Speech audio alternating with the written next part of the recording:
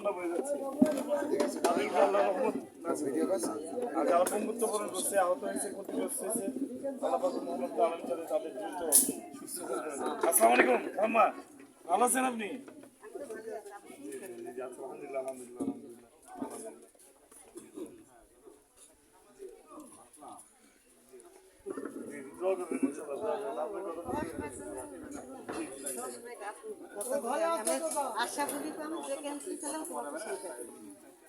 আচ্ছা, সবাই খেয়াল রাখবেন আওয়ামী লীগ যাতে আর বাংলার মাটিতে কোনোদিন প্রবেশ করতে না পারে।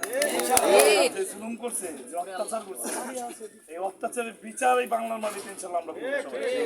সবাই একটা কথা সৈনিক